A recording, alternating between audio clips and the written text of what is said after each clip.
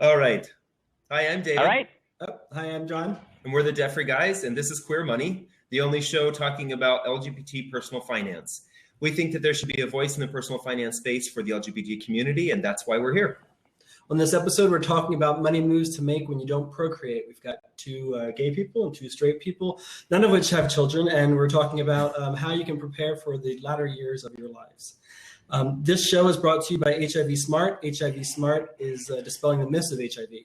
You can find their website at hivsmart.org, so please visit their website and give them some support.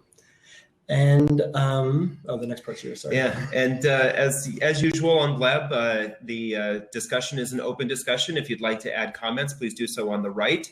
If you'd like to ask a question, type /Q, and then that question will appear for the rest of us to be able to see, and we can add it to the discussion. So let's go ahead and meet our guests. Very cool. So Michael Dubrell, since you're a virgin to Queer Money, do you mind introducing yourself, please? That sounds very exciting, being a virgin to Queer Money. I'm great, guys. I'm talking to you from heavenly Sedona, Arizona, and not all that far from Denver.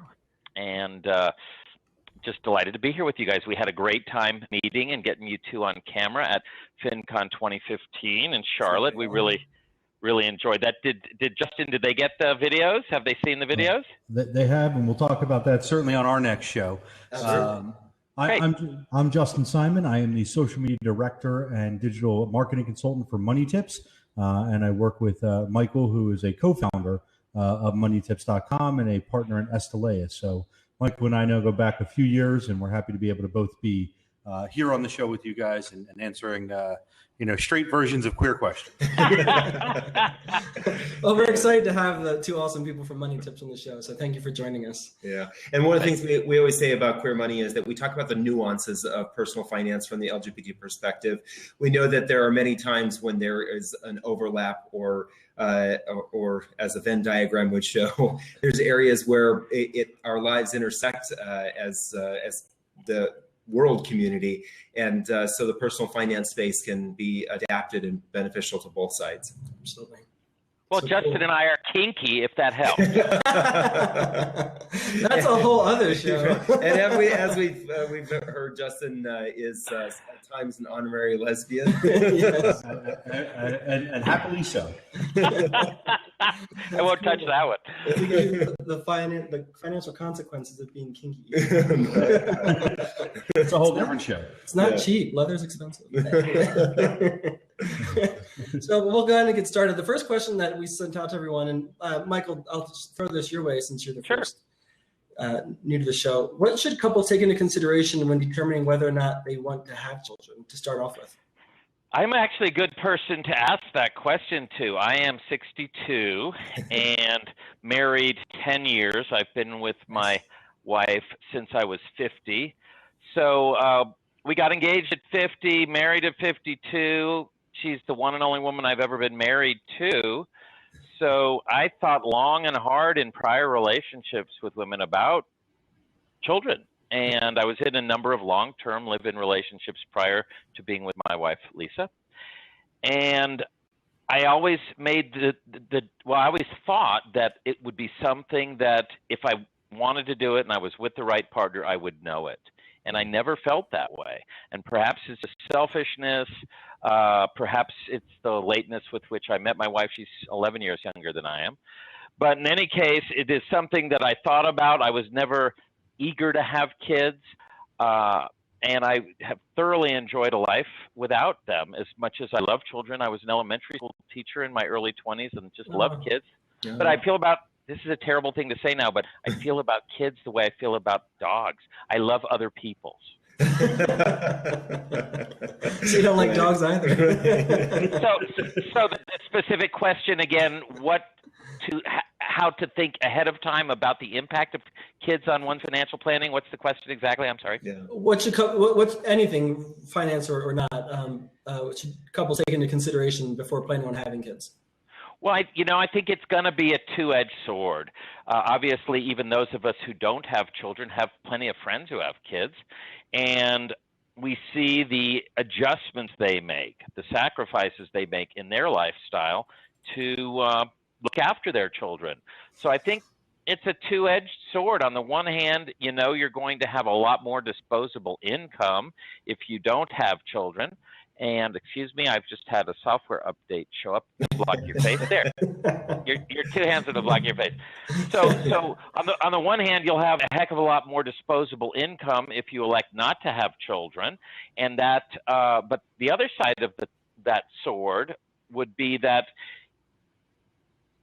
would engender a lifestyle, quite often, it certainly did in my case, of freer spending. So you get that nice German car, you go on those European vacations. I remember one day early in our marriage where my wife dropped $10,000 in a linen store. I don't think you do that. Was the linen threaded with gold? Stella Dora in Phoenix, Arizona. And I don't normally blanch at spending, but that day I kind of blanched. But it was early in our relationship, so I didn't say anything. Anyway, you're not going to do that if you've got to save, if you've got to put a kid through private school, or you even have the daily necessities of clothes and all the 1,001 other expenses, and of course saving for college. So I guess this other side of the sword, the other edge that I'm referring to here is if you have children, if you have to live for others than yourself, from what I've seen, people get into a much more frugal mindset earlier because they can't indulge themselves to the extent that single people can, or people who are married or coupled and don't have kids can. So perhaps then there is a lack of financial discipline that sets in because we have the luxury of living just for ourselves. I think, candidly, mea culpa, that's been true in my life. I haven't done a good enough job of saving and investing, in part because I've always just wanted to have a good time. That's interesting. And I've been blessed with making a lot of money, so I've been able to do that. Yeah, it's interesting you talk about that double-edged sword, because one of the articles that we found in doing some research was a study that said in 2013. And I'm going to forget who it was, the USDA said that the cost of raising a middle-class child, so they're just going in the middle of the road, the cost of raising a middle-class child to the age of going to college, not including college, was what is that? That's a great data point. What the heck is it? $250,000, right? Right, $245,000 to raise a child, and that includes things like the housing, healthcare, food, sports, everything that's involved. $245,000 to raise a child over 18 years, and that's a significant amount of money. Well, that doesn't include college. No, it doesn't. And it's interesting because now parents are expected to pay for that. Yeah. Sorry, Justin. Sorry. Well, Money Tips just did an interesting survey where we asked parents, what is more expensive to raise boys or girls? And it was really an interesting breakdown in as much as the statistics came back, and the survey was 500 to 600 people, somewhere in that neck of the woods, so it's a reasonably good sample size, that it was cheaper to raise girls early on and cheaper to raise boys after puberty. And so I'm sorry, flip that. Yes, no, that's correct. Cheaper. So the girls, once they got past puberty, and the clothing and the makeup and the hair and the dating and all of those things became much more expensive. And there weren't as many costs before puberty. So it was an interesting breakdown. And I know the results are on our site, not to steal people from Debt Free Guy's site, but if you head over to moneytips.com, you'll be able to see some of those surveys. Send us the link and we'll put it on our show notes. Yeah, for sure. I think, going back to your original question is what are you willing to sacrifice? Right? Because if you're going to have children, there is going to be a sacrifice. Now, whether that is financial, whether that is time, whether that is housing, whether that is, any numerous things, your life is going to completely change. And now, mind you, this is said from somebody who doesn't have children. But maybe the best joke I hear is from soon-to-be parents telling me nothing's going to change. We're still going to be drinking at the bar. We're still going to be hanging out with you all the time. Nothing's still going to have sex 5 times a week. Yeah, right. And it's all over. That lasts till about 11 minutes after birth, and that's all out the window. So, for me, the main thing to think of is how willing are you to change your entire life? Because it is not a single situation for the next 25 years directly, and then certainly maybe less if you're a good parent and they're out of the house, but even the rest of your life is now completely different. And I would argue that good parents are living for their children to some extent, and are you willing to do that? Right. Yeah. Right. This is a very personal question for David and me, because after we finally got out of debt, we had the discussion of whether or not we wanted to have children. And we were in our mid-30s. We thought, God, the consequences, we still have to fund our retirement. We want to travel. We just didn't feel the need to have children. We felt like it was too late. Right. I think if we had our shit together when we were in our 20s, we might have considered it. But it's just too did you have the financial considerations or consequences be at the top of the list of what you were? Yeah, I think that was our rolling biggest over? concern. That was our biggest concern. Well, I think Rather than the encroachment on your just day-to-day living style. Yeah. Right. Well, it wasn't necessarily whether or not they would cramp our style. I think one of the things that John and I really thought about was, would we be able to provide for our children the way we wanted to, Right. and not later in life be a burden on them?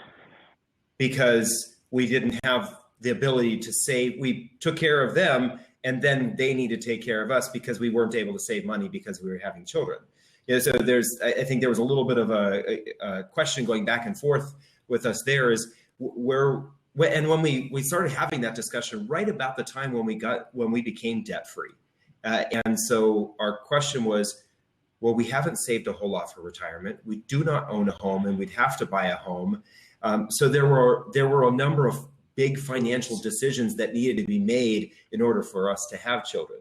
Yeah. And then just the simple fact that for two gay men to have children, how expensive that is, the cost of adoption, the cost of surrogacy. Yeah, I read something about surrogacy costing between $100,000 and $150,000 per child.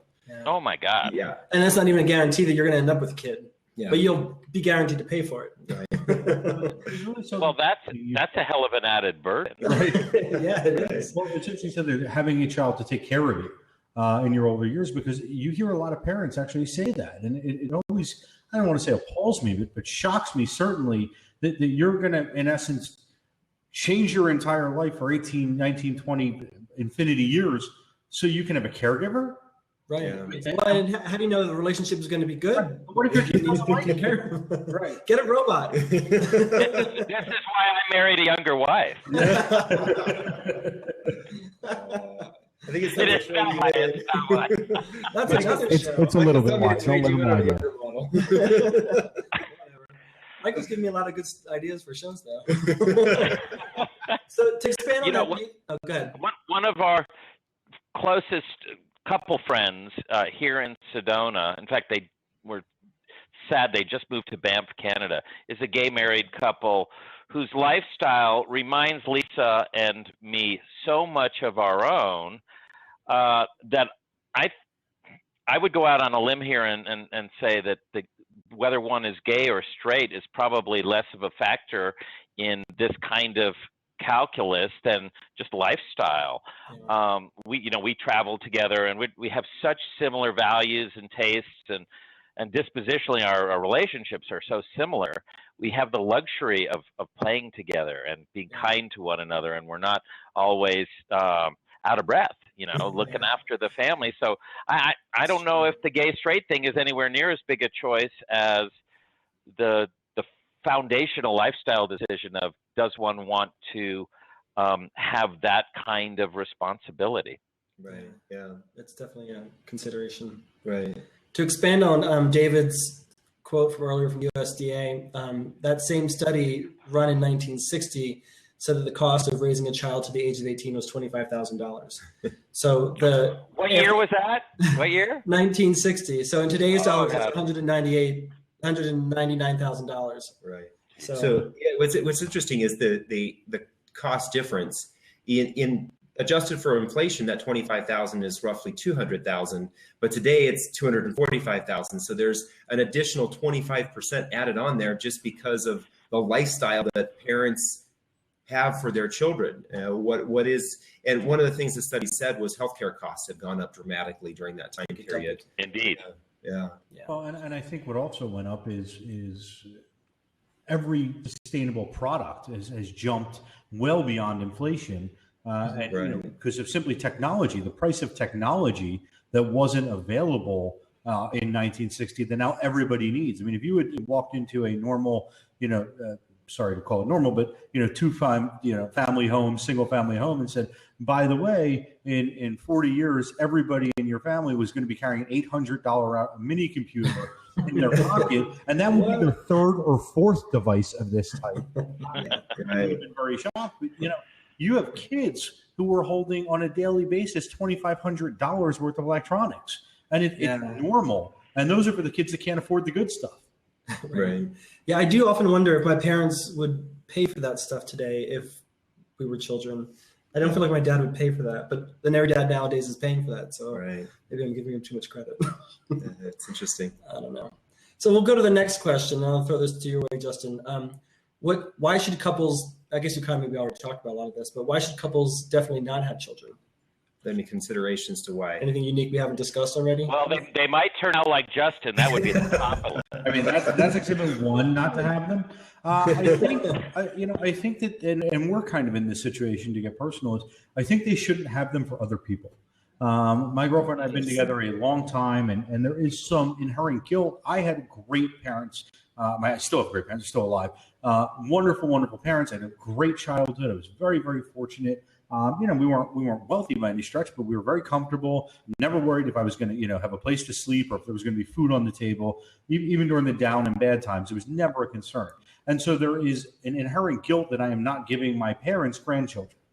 But guilt is not a good reason to have grandchildren. If you are certain that you want to be a parent, if you have not dreamed of the things you will do with your children, if you are even on the fence a little bit, I would argue that it's probably the wrong move to have kids. I would agree. Yeah, exactly. Yeah, it's interesting you say that because I was listening to, I don't know if you guys have ever listened to Sean Croxton. He has a podcast called The Sessions, and he was interviewing Marie Forleo, I think is how you say her name. She has Marie Forleo TV. She's a public figure and has done a lot of work in the millennial space, but she was talking about why she made the decision to not have children. And it was exactly that. She didn't feel an overwhelming, compelling reason or desire to have children. And she said that she feels like there's so many other valuable things that she's been able to add to the world we live in today, besides the fact of having children. There were other things that she felt she could add more to, rather than bringing children into the world, because it's a huge, massive responsibility. And she said that I felt like my energies would be more useful or better used in another place. Yeah, everybody's mission on Earth isn't the same mission. Right? We shouldn't assume that every couple, every person wants to have kids. Other people are here to serve for other reasons. Right. Well, and I think there's opportunities out there if you don't want your own children to really help others, and it doesn't have to be a large. I've been in Big Brothers Big Sisters now for years, wonderful. where it's once every few weeks, and my little will come by for a couple weeks at a time, through the summer. But to me that's great. I get him for a weekend, and then I send him home.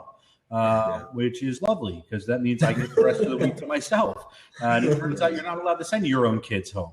Now, you don't have that same bond. There's no, however much you, and at least for me, I can only speak for me, however much I can love my little brother, I couldn't love him like my child, is my assumption.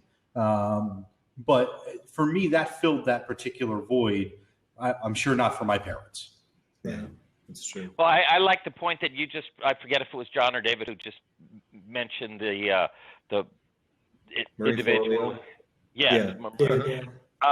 I would echo that sentiment.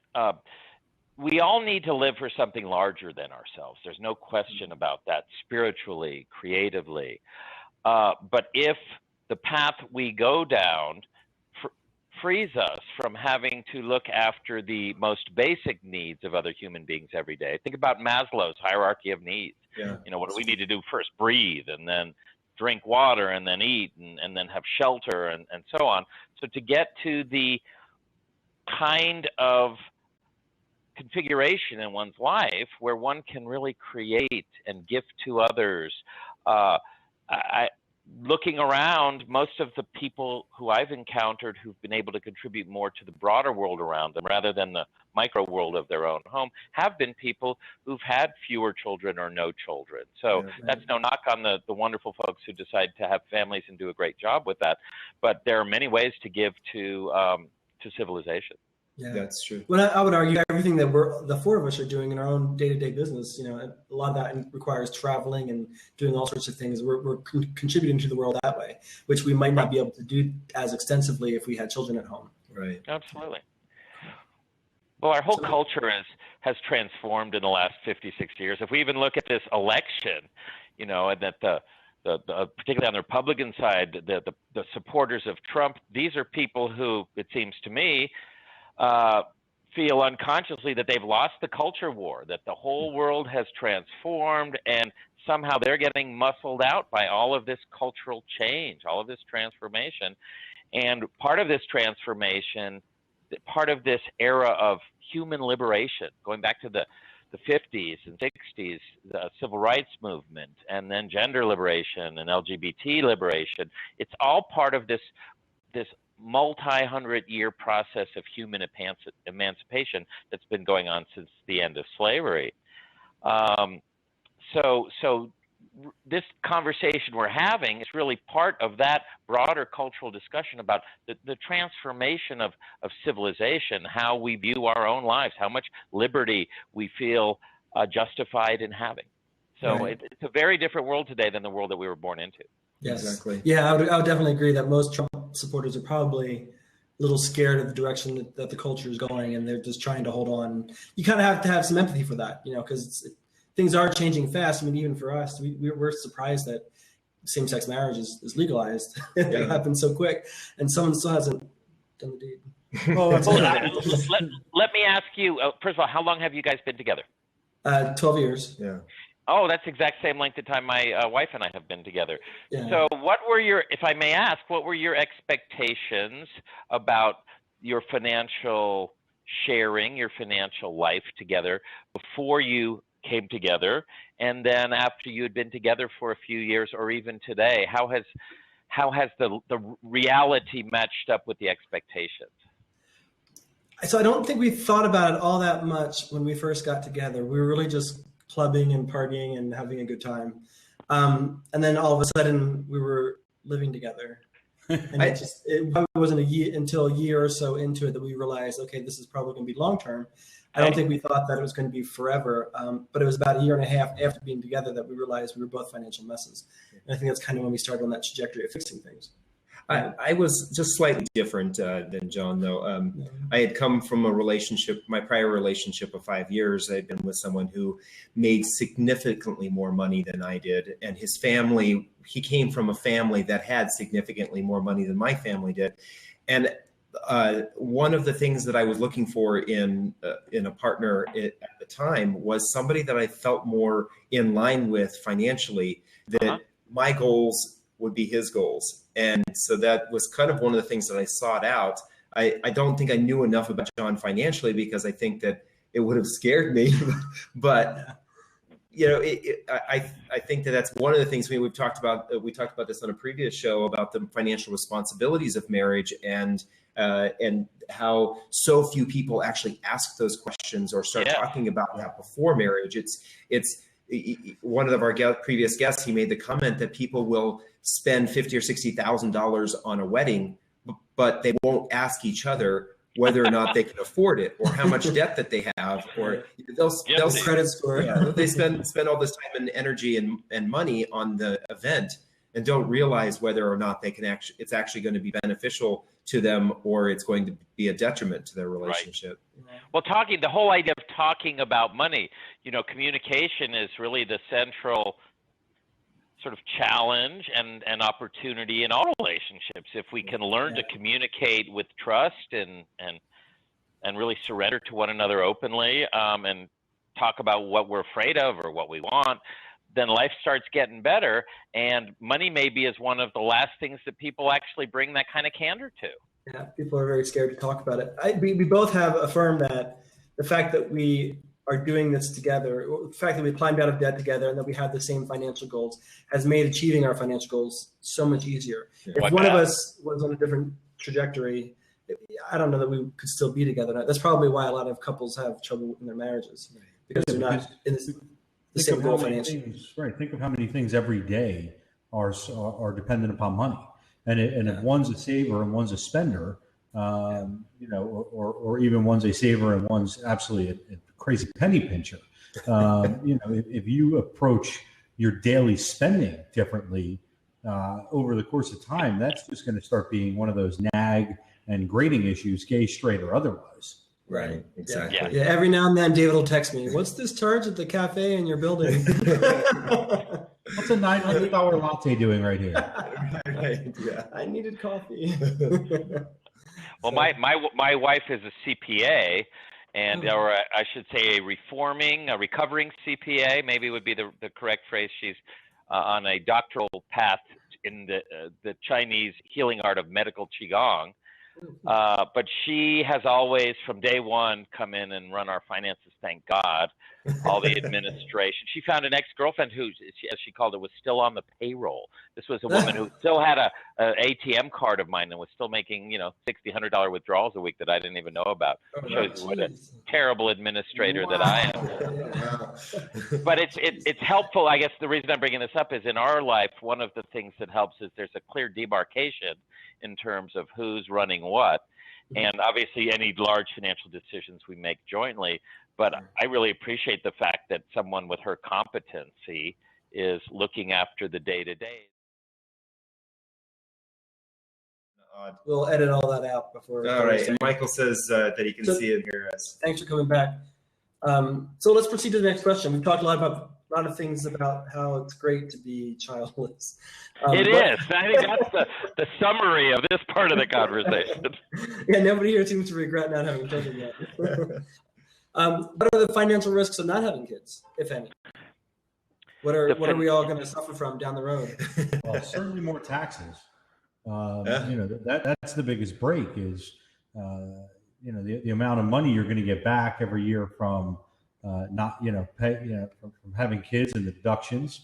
And then of course, there's not to downplay, but there's wonderful things that you can't really put a price tag on with kids that you won't get to experience as well. So, that's where I don't know if you want to call it a negative, but not having kids would certainly play into those two things. Well, that could be a spiritual or emotional downside, but was the question a financial downside?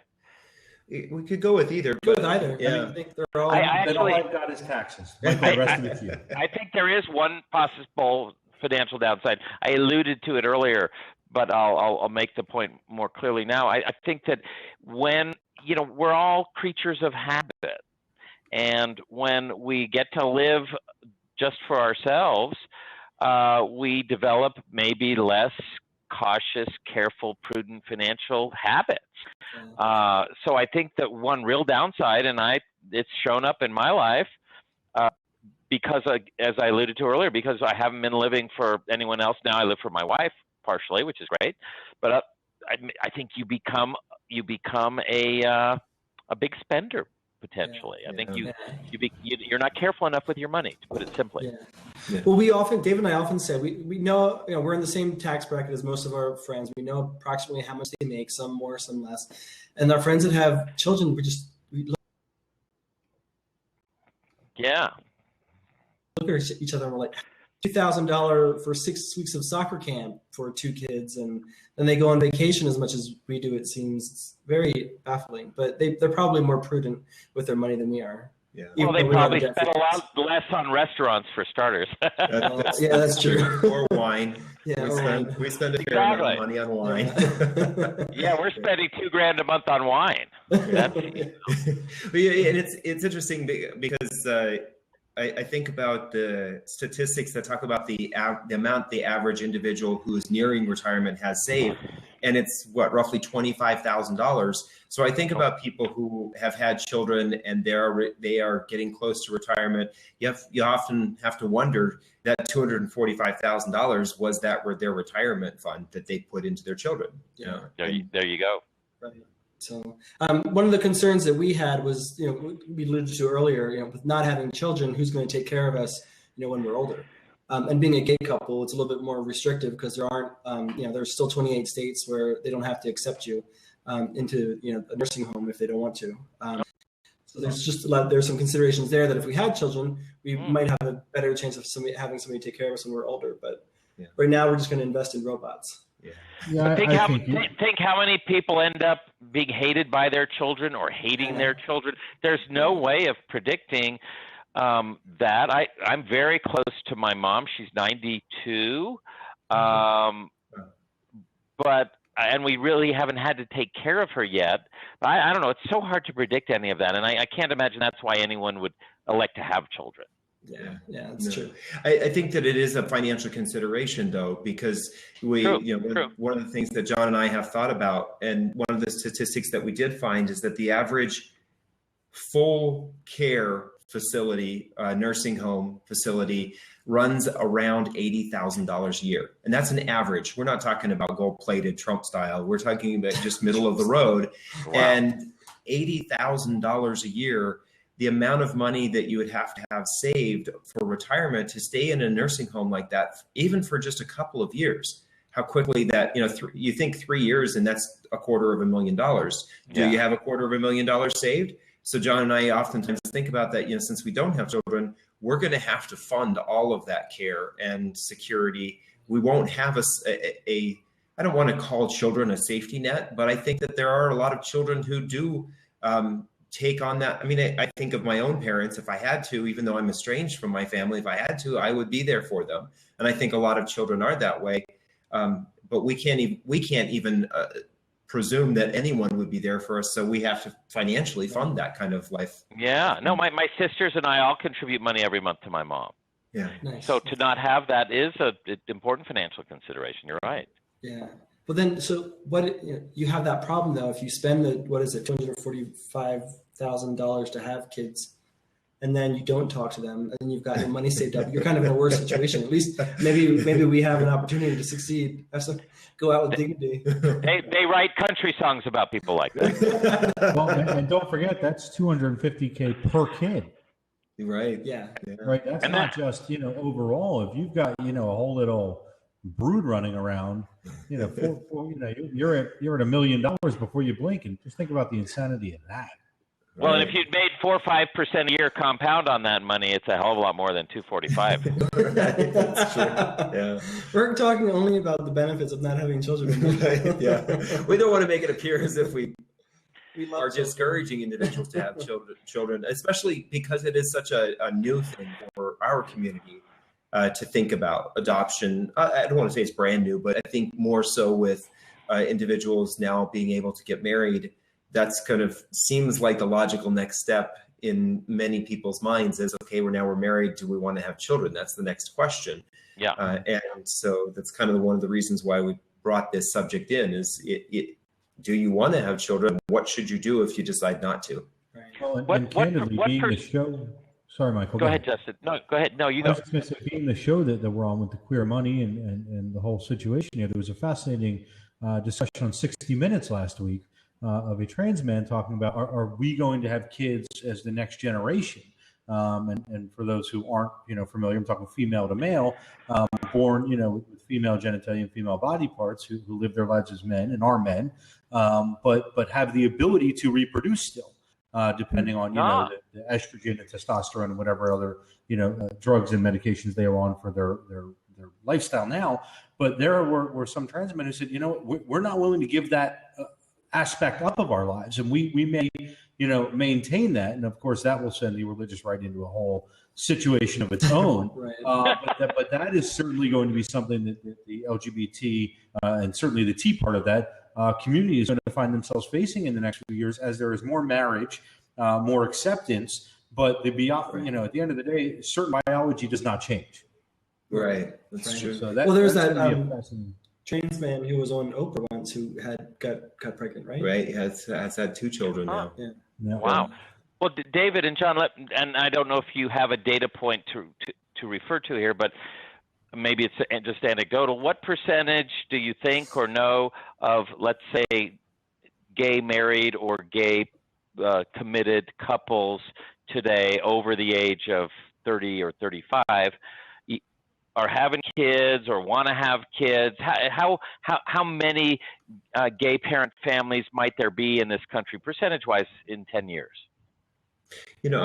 I don't know specifically. I still think it's a relatively small number, especially for for gay men. I think that there's more lesbian women couples who do have children. Partly, I think that there's a larger number of them who had children coming into the relationship, but also I think it's a little bit easier financially for them and physically for them to have children. Sure. Barriers to entry, I don't know if that's the right term, but the barriers to entry to having children as a lesbian couple who are physically able to reproduce. Yeah, we understand that there are some drawbacks, sometimes when it's just not possible, even with in vitro. You're right. It's still not possible. But I think that there's more gay men who don't do that. Although my ex and I, who I was with for 5 years, I have a stepson who's going to be 17 here in a couple of months, and he now has 3 children with the same woman. So I think that it's becoming lesbian woman who they co-parent. I think it's becoming a little bit more common. I think because, like John and I were talking about this the other day, I think that the LGBT community as a whole has matured. Or is maturing. We went from in the 60s, 70s, and 80s very much focused on our security and just feeling like we were okay and protected, that we didn't feel like somebody was going to harm us physically. And then we kind of moved into our adolescence in the 90s and 2000s, where we felt very comfortable being out and open and public about who we are and trying to gain tolerance and acceptance and champions. And I think now we're starting to move into maybe that kind of post-adolescence phase with the community, where we really are thinking more about marriage, more about having families, more about feeling like we are members of society. And so I think it's going to become more common in the next 10 years to see gay couples. If you think about it, all of the gay friends that we have, I only know of one couple who's trying to have children. Sorry guys, I need water. I know of a couple of individuals who have children, but we do know one couple who's trying to adopt right now. So it's a pretty small percentage of the people that we know. Yeah, but we also have a number of friends who, whether they were single or married or with someone, who decided to have children, not only adopt, but actually two of them. Dave Johnson, a guest who was on previously, he adopted a niece's child who wasn't able to take care of the child.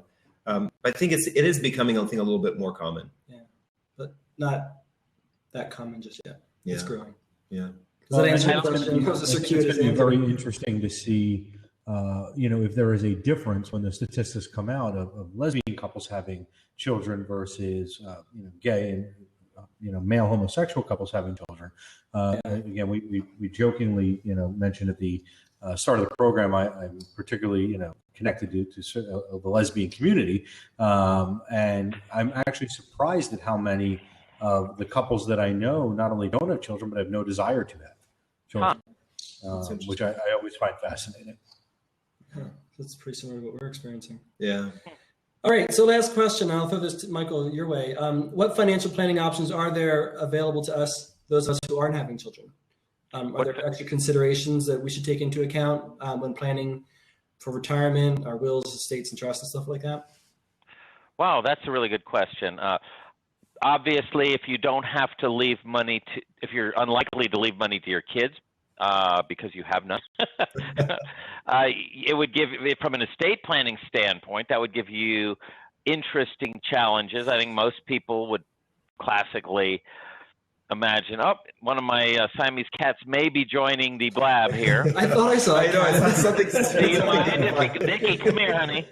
Nikki, come here, sweetheart. Come here. Oh, no. Come here. Can you get in? I'm a dog lover. Come here. Come here. Come on here. Let's. Here, I'm gonna. This is my. I'm gonna leave half of my money to the Guggenheim and half to him. Isn't he a beauty? Yes. Who was the crazy witch woman who gave all of her money to her dog? The queen of mean.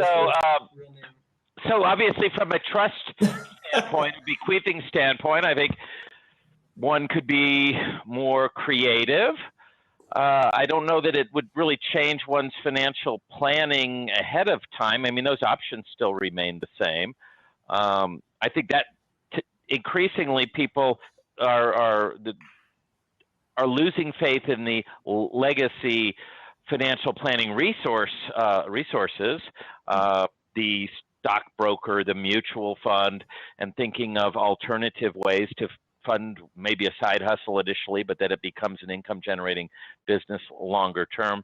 But from an estate planning standpoint, that's the biggest difference I could think of not having children. Otherwise, deciding what you want to invest in, asset allocation, choice of financial advisors. Increasingly, I think we're going to see more of this being driven by technology. Certainly, millennials don't want to sit across from a Merrill Lynch stockbroker in his office. Yeah. Are you seeing a trend in people starting the side hustles to kind of prepare for their future or to supplement their current income? I am, and people of all ages. I think the internet certainly engenders a lot more opportunity to do that. Yes, I think that, again, I'm 62. People, I can't imagine ever retiring fully.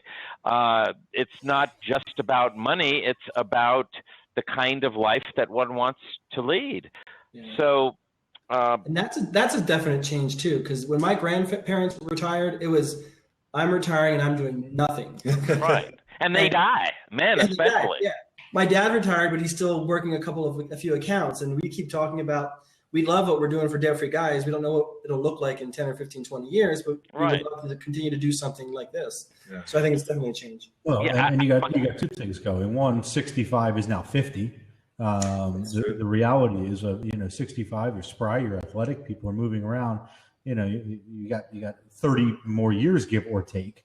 And so the concept of, okay, I'm 65 and out, unless you're somebody with a long-term pension, that's just unrealistic. And what Michael said before is technology has allowed us to have passive income.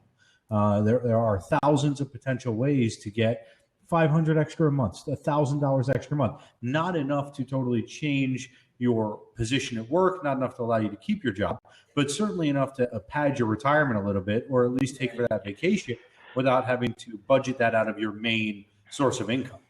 Right. Yeah, and I would, to amplify Justin's point there, the statistics on baby boomers' preparation for retirement are sobering. And Money Tips did a survey on this more than a year ago, as Justin recalls, and we found that it was appalling how few baby boomers had adequately saved for their retirement. Mm-hmm. So I think that there is going to be a new wave of entrepreneurship in the country over the next 10 years, driven by baby boomers who have no alternative but to keep making money.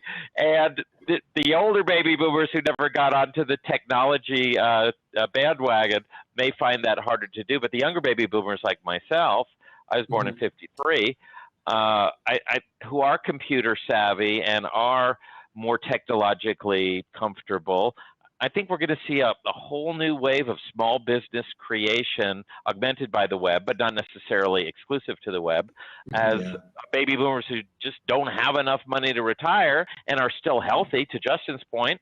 I think we're going to see a whole new wave of small business creation. That's exciting. But it's slightly off topic. In that study that you did about baby boomers, was there any indication as to why they're so poorly planned? Because I can't go a day without reading an article about talking about the need for retirement. So how is that message being missed? Because 15 years ago, that article didn't exist. It wasn't as commonplace. Retirement, as we know it now, has become such a hot button issue. And there's financial blogs and all the personal finance people, and the first thing they're saying is max out your 401k. I mean, I'm pretty sure when I interviewed with Money Tips to work with them, the first thing Michael said was, "Hi, max out your 401k. I'm Michael." And so it's such an effort now that is being put behind it from the financial community to talk about how important it was. But if you weren't savvy, if you weren't reading the magazines and the stock market section, because you had a lot of people who thought, I can't trust those people. That's Wall Street. They're just going to take money, or they just weren't simply interested in reading about finance. So it didn't show up on their front door, and they thought they would have, I think there's even a bigger reason for it. Remember, we were the thin end of the wedge of the Cultural Revolution. Tune in, turn on, drop out. You know, when I was in my 20s, I was less concerned with making a fortune and more concerned with having a great experience in my life. And certainly not everyone did what I did. I moved to Maui, Hawaii, and grew my hair to my waist and worked in a juice juice bar making smoothies. People would come in with bags of psychedelic mushrooms and give them to the smoothie makers, and so you had to be careful what kind of smoothie you got back then. This was in the 1970s, but we were a narcissistic, maybe still are in many ways, but certainly then we're a very narcissistic generation, very much into the experience and the moment, which I think spiritually is good, but in terms of emphasizing retirement savings, probably not so good. So I think that's a big part of why baby boomers were late to get on the saving train, is they spent so many years culturally permitting themselves to focus on today's experience rather than tomorrow. It's interesting because that's something that I hear a lot being talked about in the millennial generation, of the you only live once, or do it now because you may not be able to when you're 40 or 50 or 60 or whatever the age may be. That they talk a lot about doing more with your life than just acquiring things or saving money. Right. But one of the other things I find very interesting is I was reading some other statistics about the generation that is 65 to 75, 80 years old. They're the ones who consistently, since the mid 1980s, I think it was, that consistently saw an increase in their earning potential. Year over year, their income went up, and year over year, their assets went up. But every generation below that has not seen that. And they've seen decreases in income, especially if you're on the lower end. Individuals who are 45 and younger have actually seen their income drop significantly. Average income for persons of household that age has dropped significantly. And it kind of makes me wonder, are we going to see something like that happen again with the millennial generation? Meaning that they will have even less than their predecessor generations? Well, then there's oftentimes parallels drawn between millennials and boomers because one, the size of their generations. Right. But you talked about that kind of live for today. Yeah. And I hear that a lot from millennials as well. And I'm wondering if there's a lot of parallels happening there where they may find that although I do hear a lot of people saying that millennials are saving more money. I've been reading that their saving rates are surprising. Looks like we lost you guys here. Oh, there we go. Let's get Michael back in. See if we can I'm coming in. There we go. We were just going to do our sign off, so we had it for the recording tomorrow night. Yeah. Well, let me just say what delight it is to get to see you guys again. Absolutely. And to visit with you, and love to do more of this, and really would love to see you guys again soon. Yes, absolutely. Definitely. Yeah, let's figure out how we can make that happen. Yeah, if not, definitely. Well, let's hang out when we're at FinCon this year. Are you going to FinCon? Of course. Yes. Oh, awesome. Good. Cool. All right. So we'll have to definitely connect before then, if possible. But if not, we'll definitely have drinks over there. Wonderful. Yeah. Okay, just want to give a shout out also to Michael Stewart. He was joining us there and letting us know that he cannot hear us. So we appreciate him batting up for us there. So all right. Cool. Well, have a good night, Michael. We appreciate it. All right, guys.